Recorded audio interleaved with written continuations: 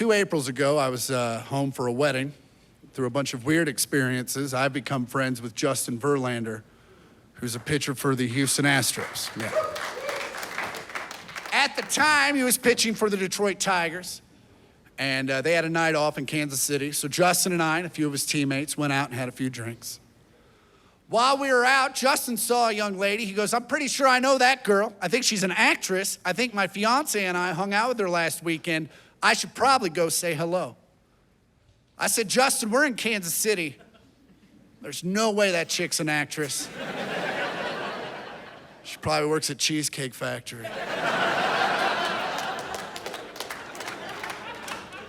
He said, "No, I think that's her." He calls the waiter over. He goes, "Who's that girl over there?"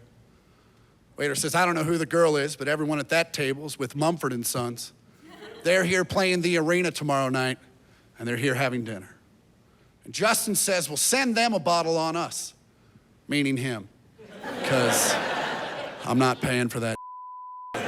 First off, not a big Mumford and Sons fan. Second off, if I'm hanging out with you and I know you've signed a contract for over $100 million, I'm not paying for Yeah, dude, you pay for it's not even on your register. I pay for shit. I don't even get to buy shoes next month, and I'm gonna be fucking pissed. So he sends them a bottle. They come over to say thank you. Turns out it's not Mumford and Sons. It's just and Sons. Mumford isn't there. I don't know where he was. I'm assuming he's back at the hotel writing a song that at some point goes,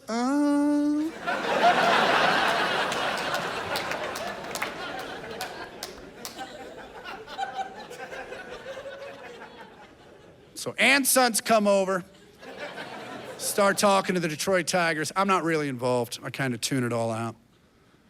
But when I come back into focus, and Sons are talking to the Detroit Tigers about beer pong. And Sons are like, "We'll whoop your ass at some beer pong." And the Detroit Tigers are like, "We get paid very handsomely to put balls places. Bring it." And I said, "Hey, fellas, my parents live about 8 minutes from here. We could settle this."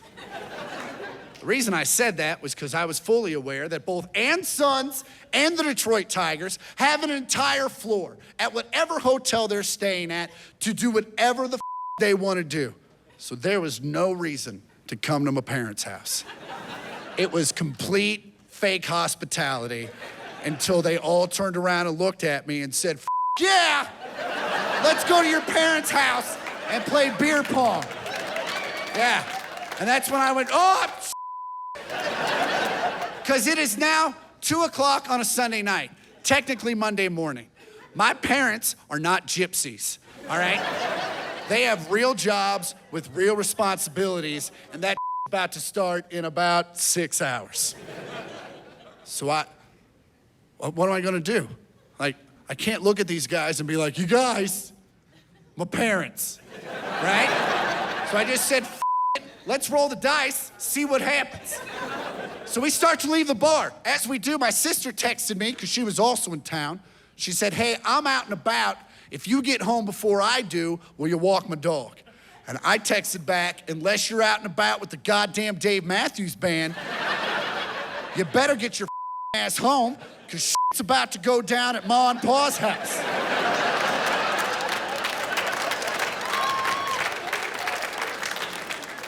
So at 2:30 on a Sunday night, me, my sister, and about 12 dudes roll into my parents' basement and start throwing beer pong. And let me tell you, shit got weird. Like, weirder than I've already described. Like, my sister, who's 30, ended up in her prom dress. I don't know. I don't know how that happened. God bless her for being able to fit in it. But also, all right, so... About 3:30, I decided to go out and smoke some weed. Ampersand Sons come with me.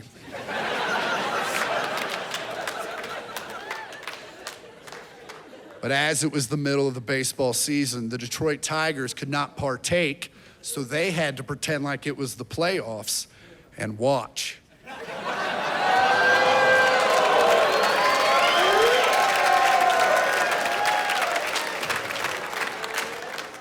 So we come back in from smoking weed, and my dad's downstairs, and he's pissed. I'm like, what's up, Dad? And he's like, what's going on down here? I go, well, this is and Sons of Mumford and Sons, and this is half the Detroit Tigers bullpen, and we're playing beer pong. And it was in that moment that I realized my father was no longer sure if he was actually awake.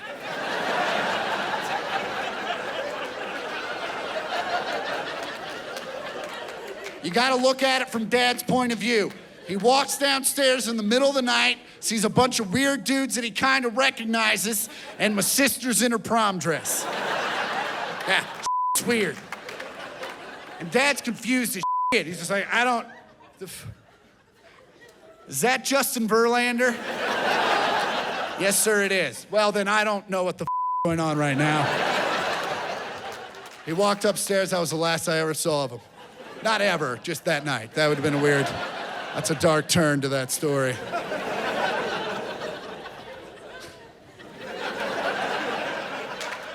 That would have been funny if he just was like, you know what? I'm just leaving the whole family after this thing. Whole next day, I'm freaking the out.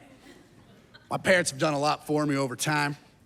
I don't need to be pissing them off over some So when my dad came home, I was completely prepared to take him out to dinner, buy him some drinks, make amends for the evening previous. That wasn't until my dad walked in the door like he'd had the greatest goddamn day of his life. He walked in like, what's up, everybody? How you doing? How you doing? All right.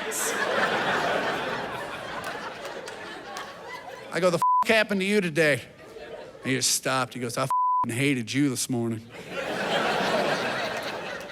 He said, I woke up on about 4 hours sleep. I cursed your name all the way to work. But then I got to work, and everyone started asking me why I looked so tired and exhausted. So I started bitching about my son bringing home the Detroit Tigers and Mumford and Sons and playing beer pong all night. And now I'm the coolest in the office.